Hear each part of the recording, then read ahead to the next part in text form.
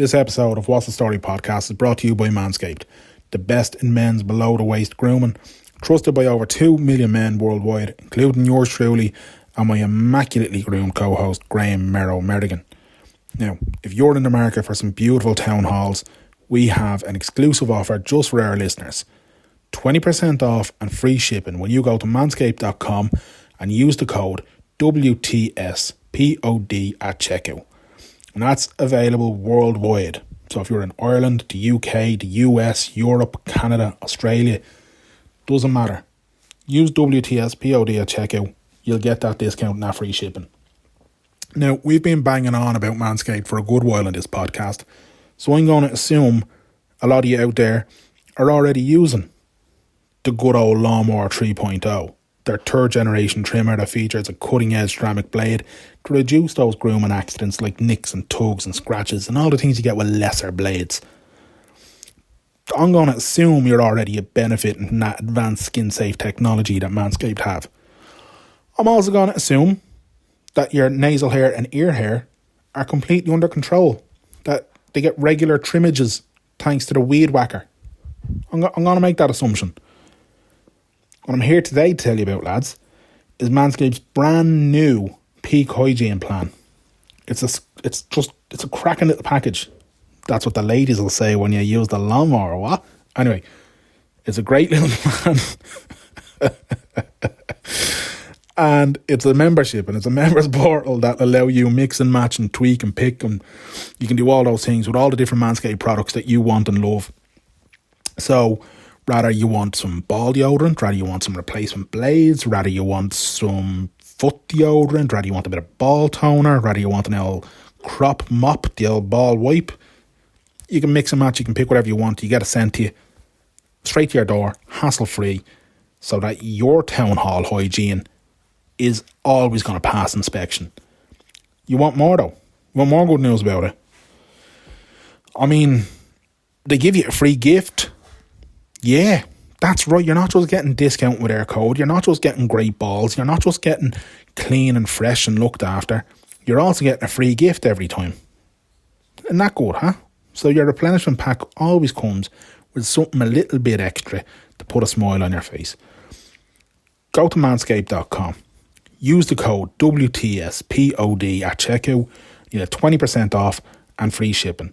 That's 20% off and free shipping by going to manscaped.com and using the code WTSPOD. Put handsome on autopilot with the new peak hygiene plan from Manscaped.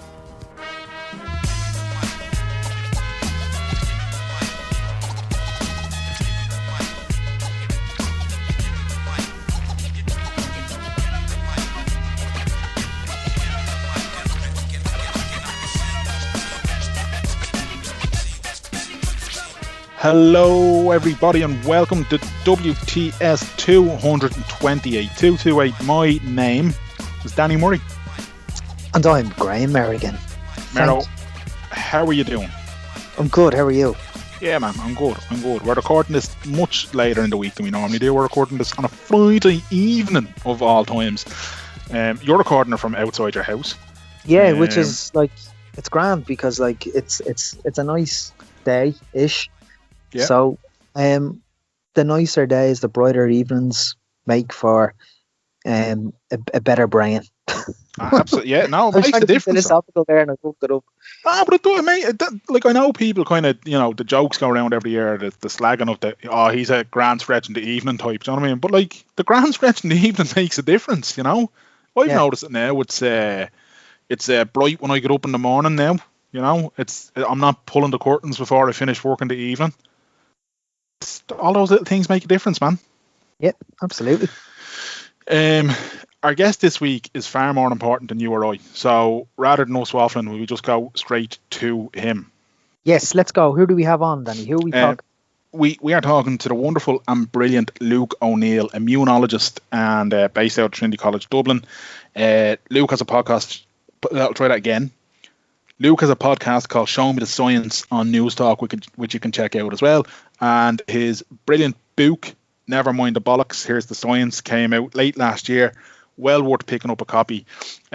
Luke came on and he had a chat with us and basically told us why we should all be a little bit more optimistic about getting rid of COVID once and for all.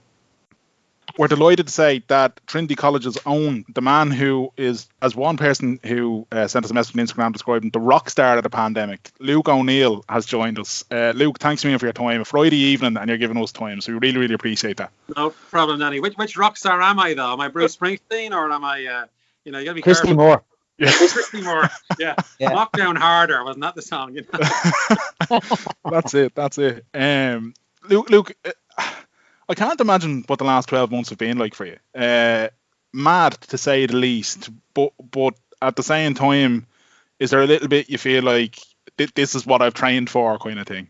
Well, exactly, Danny. Yeah, to be honest. I mean, I still have my day job, remember. I'm spending 90% of my time working in the lab here on COVID. Yeah. So all it means is more hours in the day being taken up with things, I suppose. But I know, to be honest, it's a privilege because I do have all this knowledge, remember. And why wouldn't I share it with people? And then we're working on COVID, so I'm up to date with the whole thing. It's no effort for me to tell people because every morning I'm getting updates on COVID-19. Yeah. So it's been fine, really. But sometimes, I mean, some days are a bit more hectic. Today, I was a bit hectic, and other days maybe. If it interferes with the lab work, obviously, then I don't like that because I feel I'm being taken away from my main job. But on balance now, I'm delighted to help and talk about it because it's such an important topic. I mean, you've never seen the like of a science topic ever, have you? Let's face it. So I'm more than happy to always talk about these things. Brilliant. What are you currently doing now, Luke, in the lab? Yeah, so my area, I'm an immunologist, obviously, as people know all these things by now about me, which is a striking. So I work on the immune system now. The immune system is your friend because it will kill infection, of course, when you have the virus on board. But it goes out of control sometimes and then causes all these diseases. They're called inflammatory diseases. And I worked on, for example, Crohn's disease for years. I've worked on rheumatoid arthritis. In an infection, your lungs get really inflamed. And it's the same kind of thing. So my lab now has 4 projects trying to dampen down the damage that this virus causes. We have 4 ideas, basically, to try to suppress it. So we're more what's called the therapeutic end of things. Clearly, vaccines stop the disease. I mean, they're the best thing because they stop the disease before it even gets started, But then if you end up in hospital, we want to save people from going into severe disease. So we work on those aspects. So what you're working on then, would that play a part in this, the long COVID we've been hearing more about as well? Very much so, Danny. But that's the most relevant. See, the vaccine would put me out of business in a way because that stops people getting sick in the first place. But the truth is, some people don't respond to the vaccine. Some still get sick with the vaccine. So there's always a role for therapies anyway, But outside that, absolutely, the big worry we have with COVID is this long COVID thing. And now I've worked on flu over the years. I even worked on HIV 20 odd years ago, this happens in other diseases. People have persistent symptoms that go on and on. But this one seems to be especially troublesome. I'd say as many as 20% of people have symptoms 3, 4, 5 months out. And that's not unusual. And what we think is happening is your immune system fires off and it does a great job, but doesn't go back to sleep as basically what's happening. It just keeps burning away. And the symptoms of long COVID are as if the infection is still there, even though it's been cleared from your body. So we're very keen on this. And it's well known in things like ME and chronic fatigue syndrome that they're long COVID of sorts, you see. So one of our great hopes is we learn from COVID how to treat those situations as well, you see. And that's the real promise from this, I guess.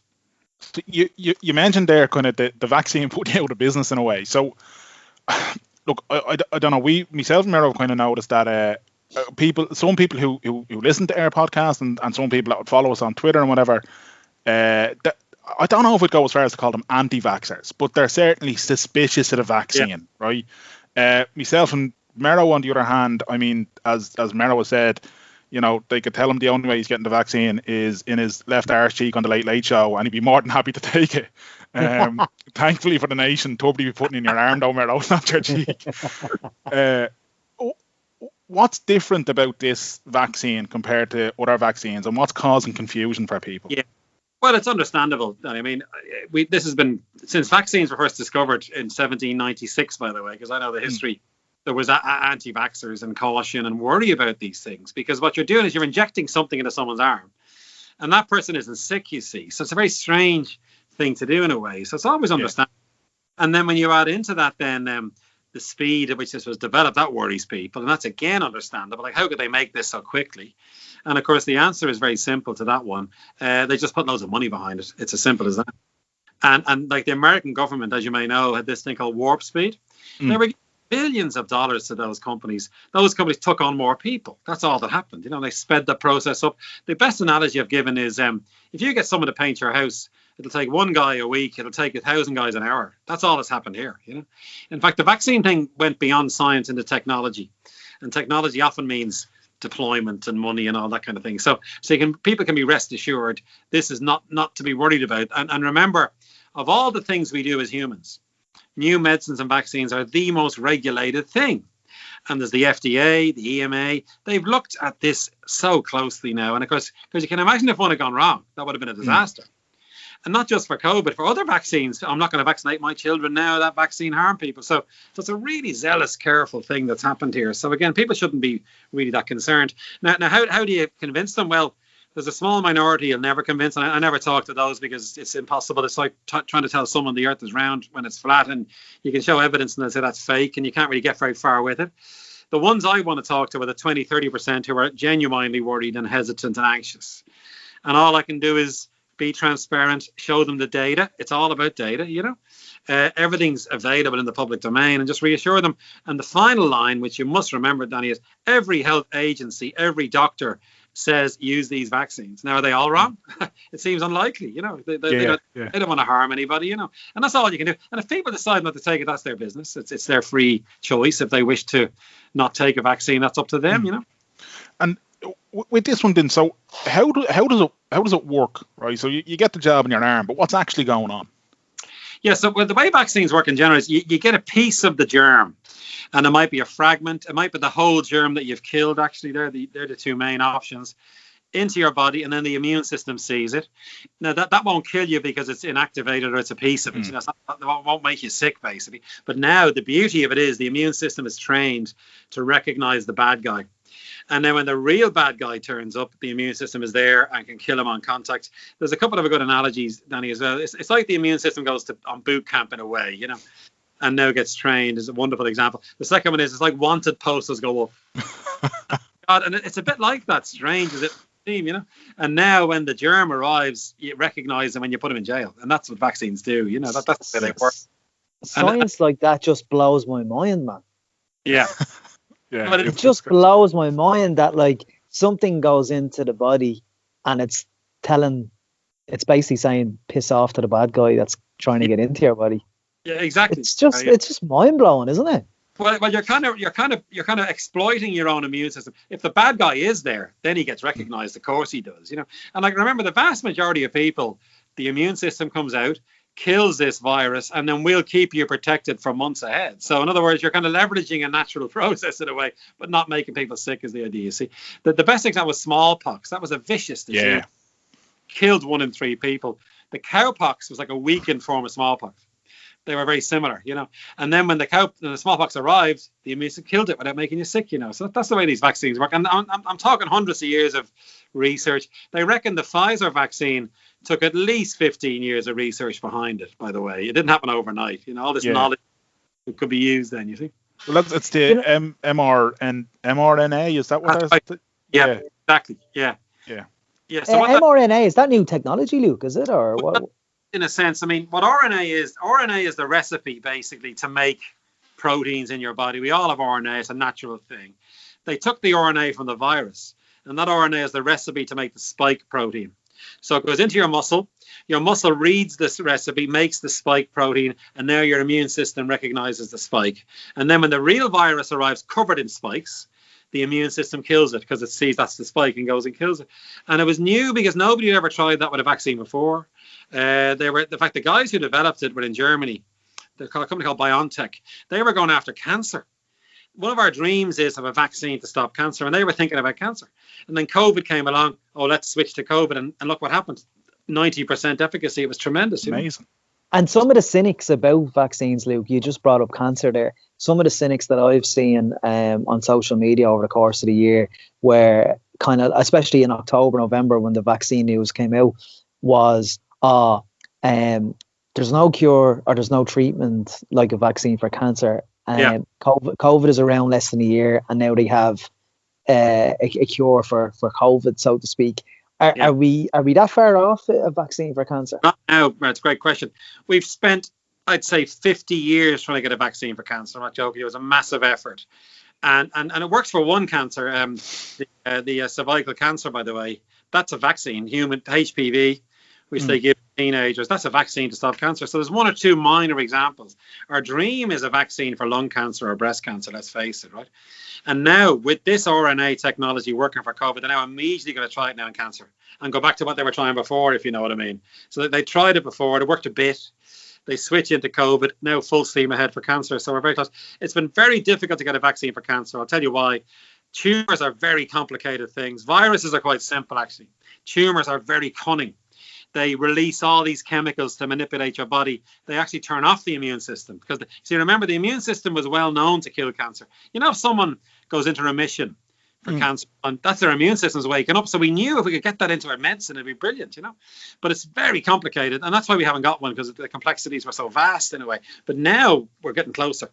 And in fact, the latest drugs to treat cancer, by the way, wake up the immune system. They're called checkpoint inhibitors. And there's one that's used for lung cancer. So we're learning all the time about these things.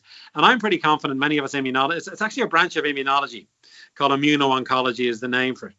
They're really confident, those guys now, that we're getting closer to this. Jeez, that's exciting, isn't it? Yeah, it is, yeah. I predict cancer will be a treatable disease in 5, 10, 15 years because of the advances through the immune system. Unbelievable. Wow. I got very giddy there when you said that.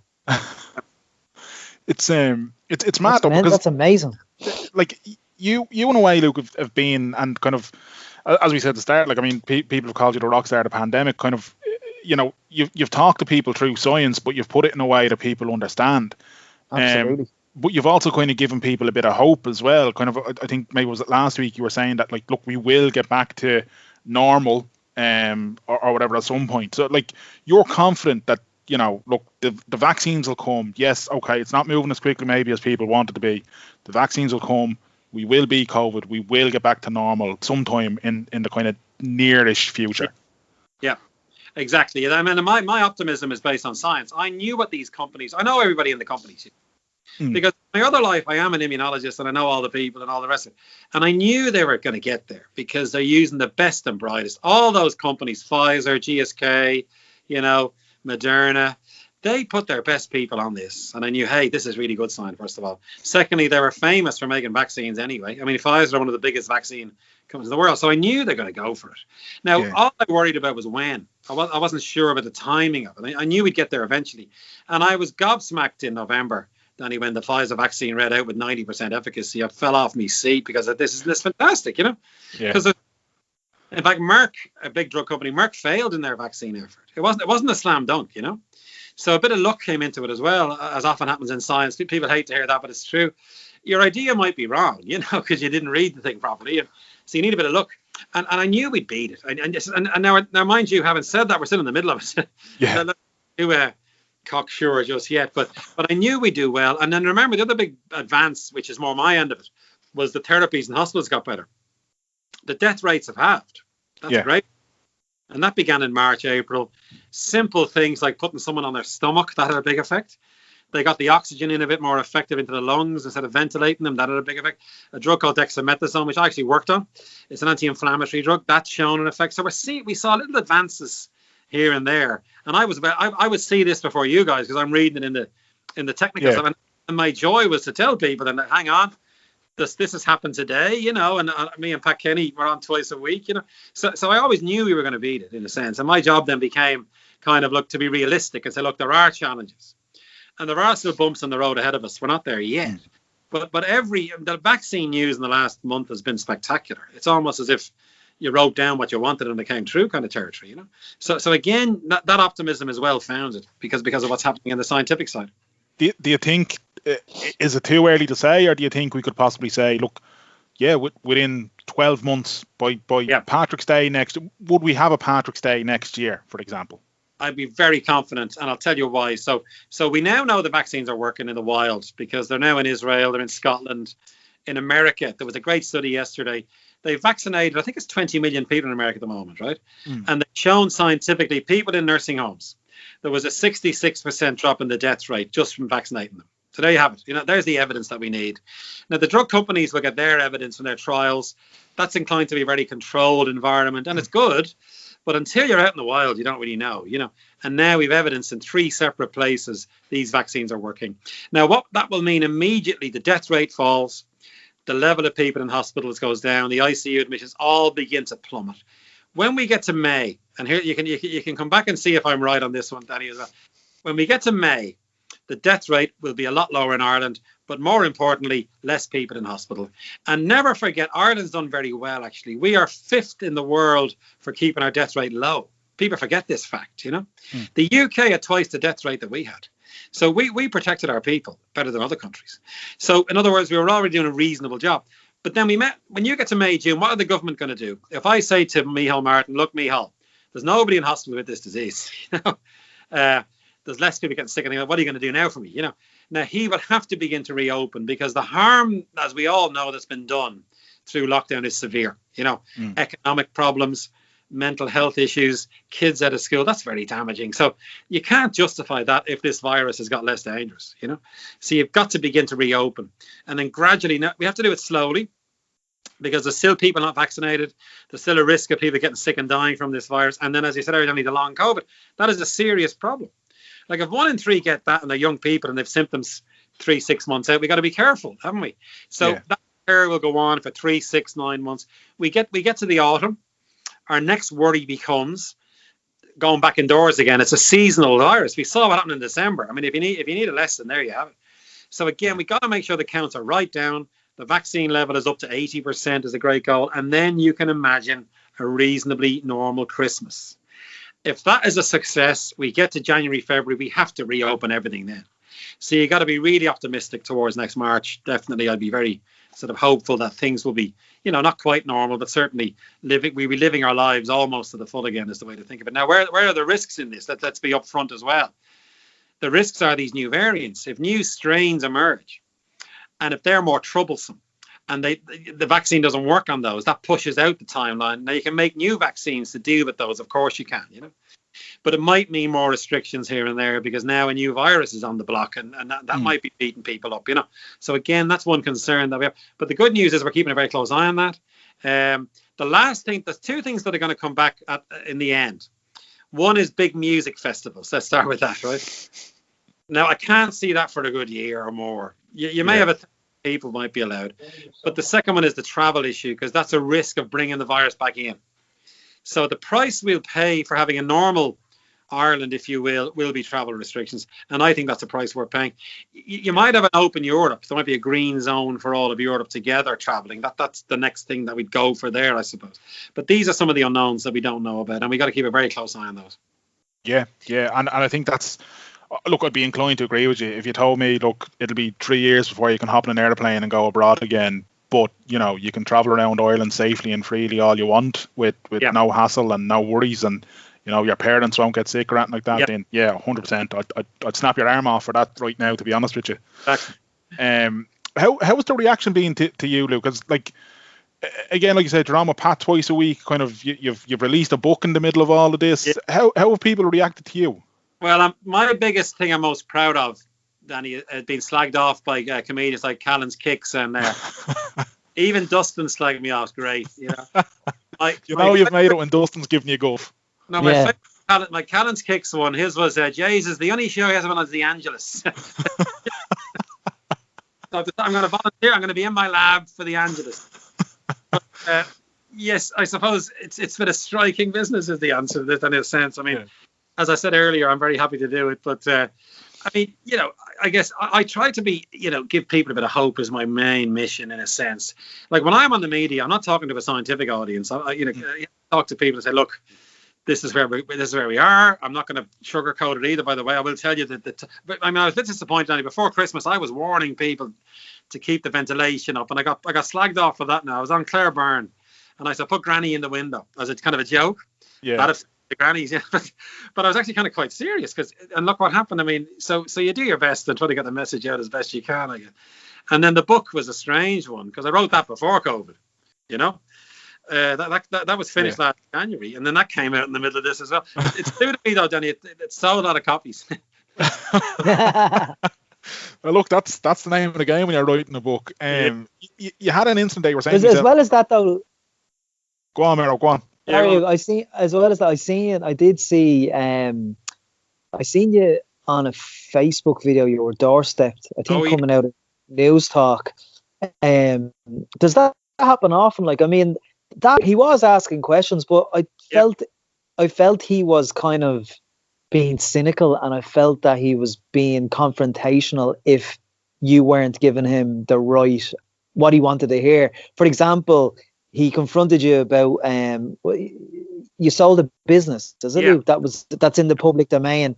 And when Yeah. you said, "Oh, sure, that's in the public domain," he kind of took him. He took a step back almost. Like what was say that experience? What was Yeah. that experience like? And Yeah, you were very polite to him, like.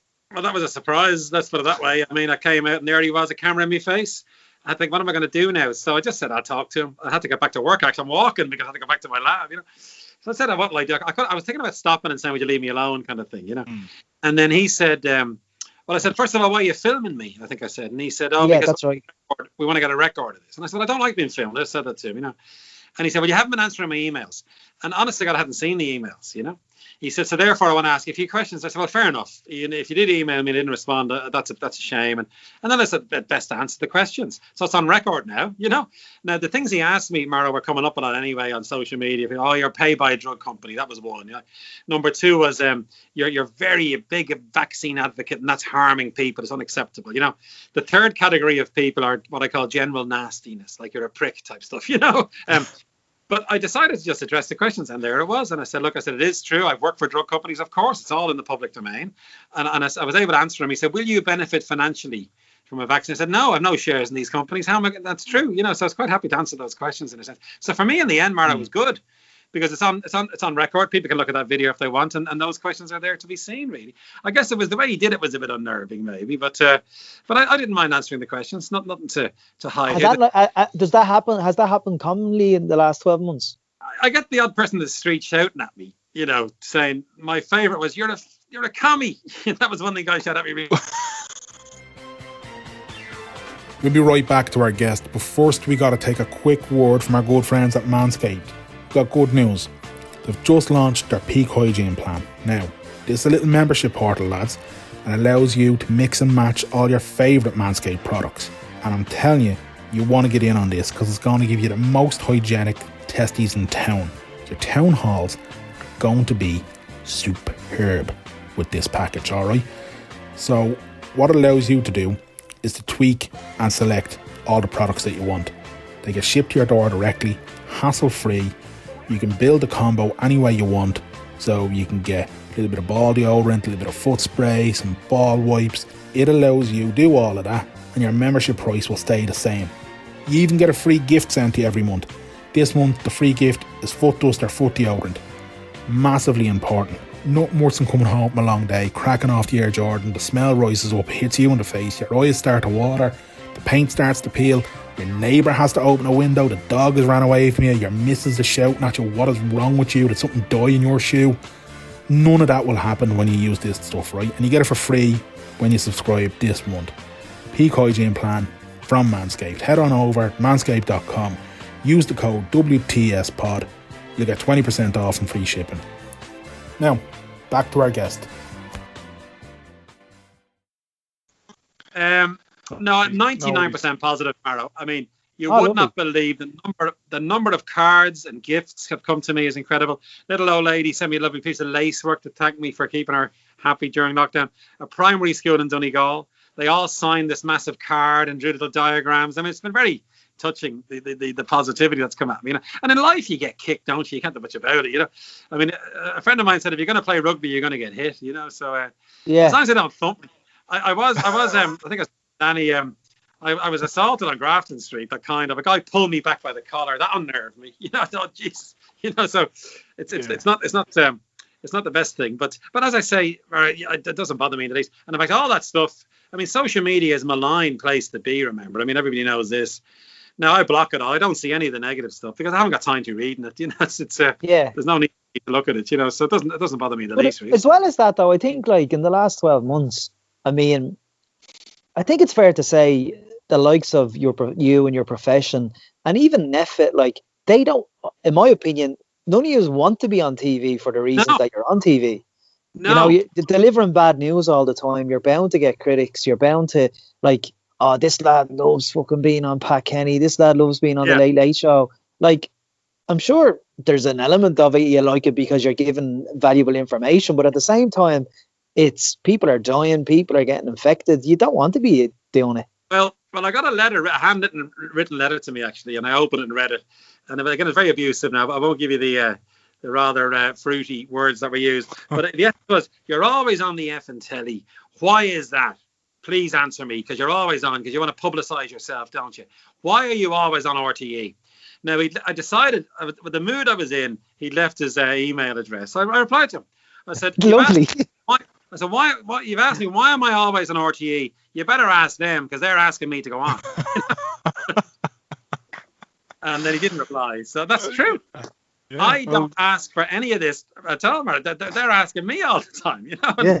And to be honest, I'm turning down at least 50. Like today, for example, Drive Time we're on. Claire Byrne, her show was on, right? And I had to say no to the two of them because I'm very busy today, you see. So it's more me saying no than saying yes most of the time. And then I wouldn't do it, Mara, if I felt I was a negative influence on this, if I felt I was, putting people off or they were annoyed by my... I mean, one reason not to do it is that if they hear the same voice all the time, they stop listening, So I'd stop doing it if it was counterproductive, let's put it that way, So, and it is up to the TV companies, and I presume they're asking me because they feel I'm able to do it, and they're getting what they want out of me, I suppose. So I'll keep doing it as long as they ask me, as long as I have time to do it, Well, that's what we consider ourselves. Look, if you're turning down Drive Time and Co, and you're speaking to little old Danny and Mera, we'll definitely take that anyway. There you have it. Luke, but before we let you go, we put it out on social media, and a couple of people, we said, look, if you have any genuine questions or whatever, so do you mind if you just put a couple of them to you before we let you go, and then hopefully you can get your Friday evening kicked off. So Jesus, I was going to say the first question should be nice and easy, but it's really not. Is NEFA fit for purpose, or what is its purpose? Well, that's a great question. I'll ask in that in a sense. Well, they're doing their job. Let's start with that, right? Mm-hmm. Their job is to keep people alive and to stop people getting sick in hospital, bottom line, okay? And they'll do everything in their power to stop people dying and stop people ending up as being sick. Now, the trouble is, of course, there's another voice in the room, and that has to be people who've lost their jobs or economic destruction and all those other aspects of this. That's the government's job, remember. So NEFIT's only job is to advise the government. The government can ignore them if they want. They can weigh up the different threats. It's a very complicated thing, remember. I mean, NEFIT had their way, we'd all be locked up for 3 months probably, and then nobody's going to die. So that's unrealistic. So I think I never knock NEFIT, actually. I think they're doing the job they're asked to do, basically, right? And it's up to the government. And the government can... Now, maybe one criticism might be there should be other people on it to counterbalance it, maybe. The government certainly need more than one voice advising them. That's really important. And if NEFIT state their position, they're all doctors, remember. They don't want people dying, So I'm never that critical of them, actually, overall. Cool stuff. Would Luke recommend pregnant women to get the vaccine? I would, absolutely. It's a very serious and important... I get asked that a lot. In fact, this week on Pat Kenny, we did that specifically. So many people asked me that. It's a worry for pregnant women, of course it is, and people trying to get pregnant as well.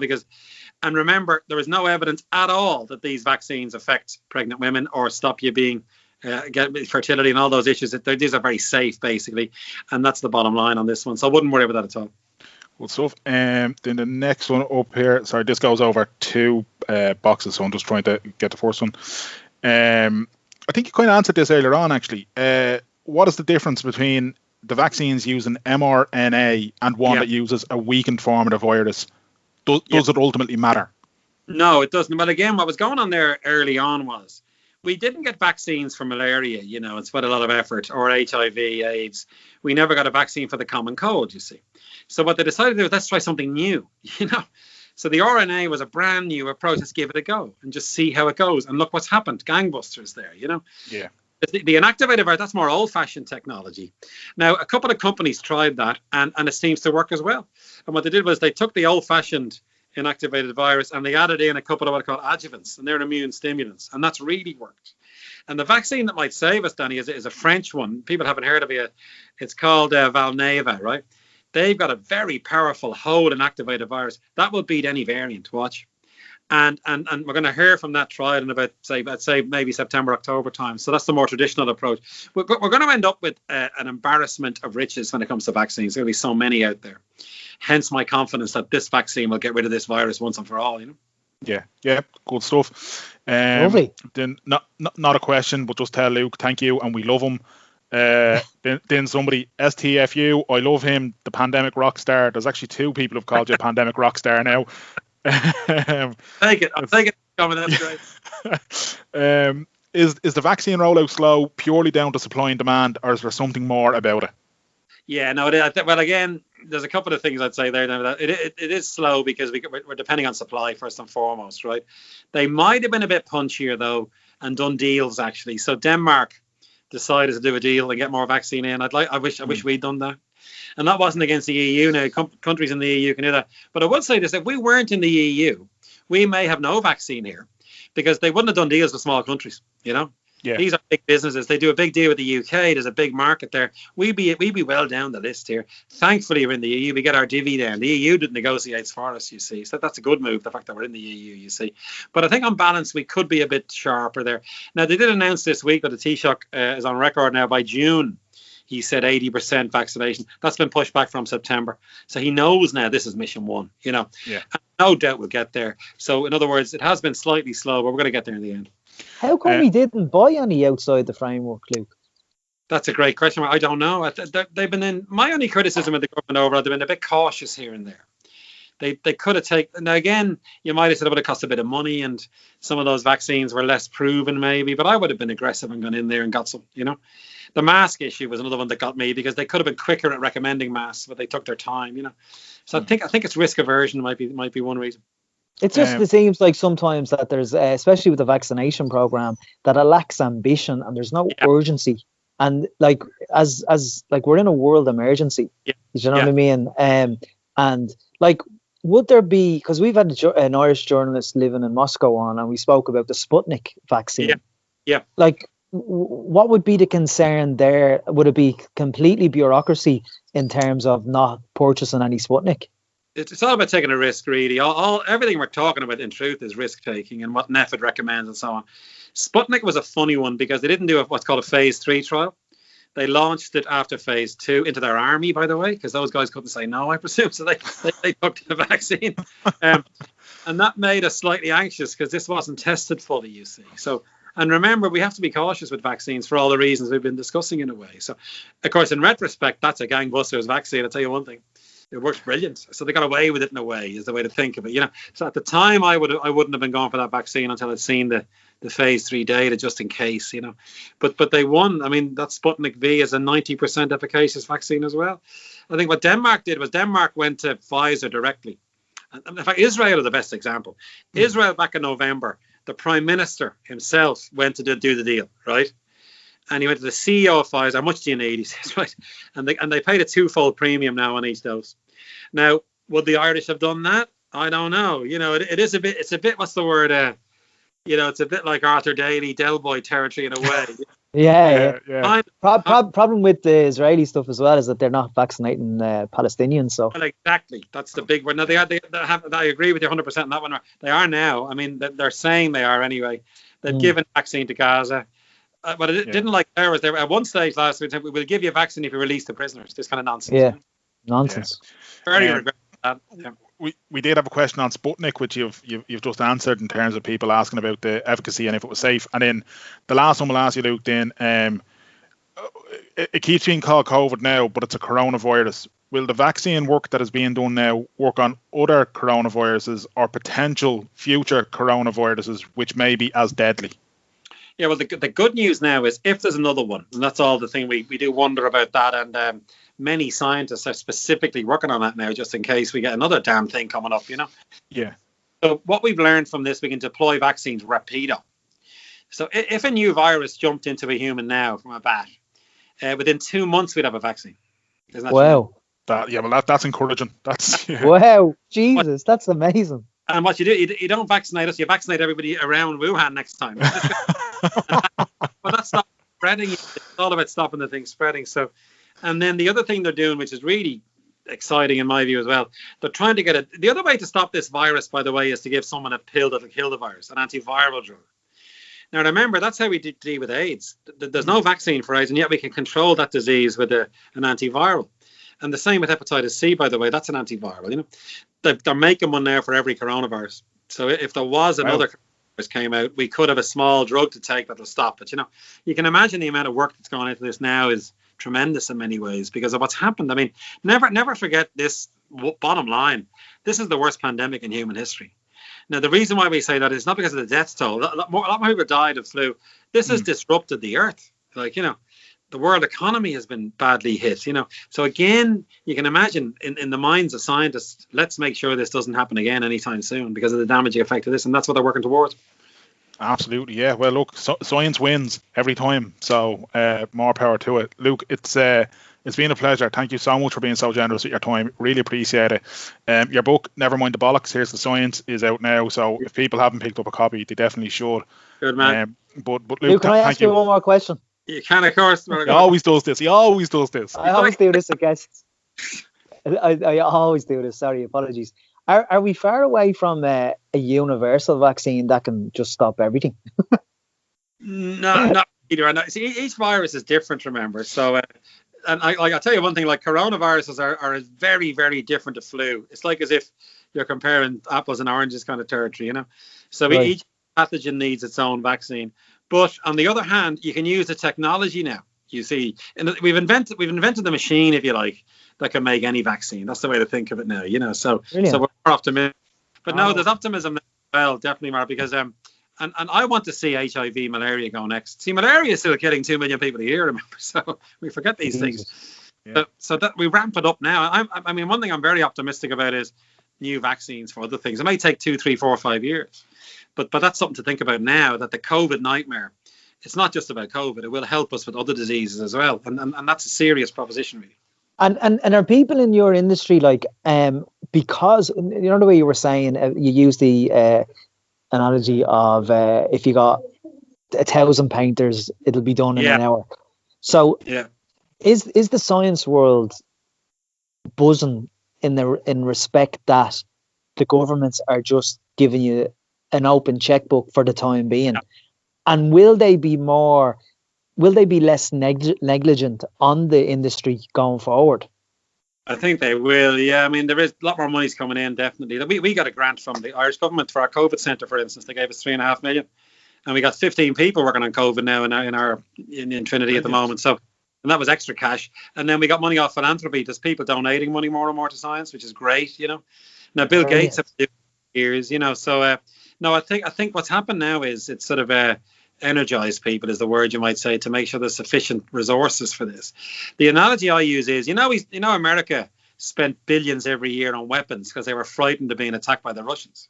How about being frightened of a virus? How about that? You know? Yeah, exactly. Yeah. You know, and all those atom bombs were never set off. It was a complete waste of money, and that money might come out as something useful in the end. You know? A couple of years ago, we spoke to a guy called Colonel Randall Larson, who works in the Centre for Disease Control in the States, and he said to us on the podcast that, you know, the amount of money that was spent on weapons and everything else, he's not worried about. What he was worried about was another flu pandemic. Exactly. He wasn't too far off the money, you know. Exactly right. Stupid thing was, then they decreased the funding for the CDC over the years, you know. That's it. Yeah, you know. But Luke, again, thank you so much for your time. Mero, brilliant. No more questions from Mero. So. Yeah. And sorry, I'm like a child. I'm going to plug my podcast. Tune in to the Show Science podcast on Newstalk and subscribe. You'll get a bit of a laugh as well. I try to make it a bit light as well as a bit informative, you know. So yeah, it's brilliant. I listen to it. It's brilliant. Good man. Thanks for. Absolutely, Luke. Thanks so much, man. Have a great weekend. Oh man, I feel better after that chat. Yeah, I was like a child. I haven't done that in a while where I just have more questions. But you could talk to him every day, like you were saying. He makes science, I'm going to say, accessible. Yeah, I'd agree with you. He does. He puts it in a way that it's not all the big technical jargon. He exactly like his analogy of the painters and the gaff. That's something anyone can understand. When do you think people stopped? When do you think people stopped believing in science and start believing in Facebook posts by some random lad called Drago sitting in his granddad's basement in fucking Colorado? See, yeah, I don't know. I think that's a whole nother battle, that one. I think people. I think sometimes people are suspicious of science, and that's good. Suspicion is healthy, because when you question things, you get answers. And if your questions are legitimate and your questions are reasoned, there should be a legitimate and reasoned answer to it. But the problem is, there's people out there who they always want to feel that they know more, or they always want to feel that they're what we're being told is it's nonsense for whatever reason, be it lizard people control the earth, or there's some higher group of people, the Illuminati or whatever, and we're all under mind control drugs and all this kind of fucking stuff. Like Queen Elizabeth's a lizard. Yeah, all that kind of stuff, you know. And I think then the people who are curious and have genuine questions get sucked in by something that sounds believable, and then they go down a rabbit hole, and you know, and from there then it just spirals and spirals and spirals, because people look for confirmation bias. If you believe something, you then go and you look for something to tell you what you believe is right, what you believe is true. It's hard sometimes to tell yourself, I'm wrong here. Yeah, you know? Absolutely, yeah. And science, yeah, look, it's one of them that it's based on proof, it's based on evidence. So it's going to tell you you're wrong an awful lot. It's told me I'm wrong plenty of times. Like Luke said, it's all about the data. And that's it, man. I thought that was a brilliant chat. Anyways, Dan, that's it. Yeah, we recorded on a Friday, so we need to get our Friday evening rocking. That's it, man. That's it. If people want to listen to any of the previous podcast episodes we've put out there, of course they can do so by checking out WTS Pod on Spotify, on Stitcher, on Podbean, Podcast Republic, Podcast Addict, Apple Podcasts, anywhere the word podcast appears. If you put the letters WTS Pod beside it, you'll get me and Mero talking to you for 200 and whatever episodes I said at the start. And you can check out WTSpod.com as well. Social media, I'm at Anjo Murray. He's at Merrigan Mania. Luke O'Neill is at LA O'Neill 111. Manscaped is at manscaped.com. Yeah, don't forget, go over to their website. Pod again, WTS Pod. It's like the magic code that you need for everything. You just pump that into their website, you get 20% off and free shipping. Your town halls will be looking beautiful. Until next time. Clear eyes. Full hearts. Can't lose. Too sweet.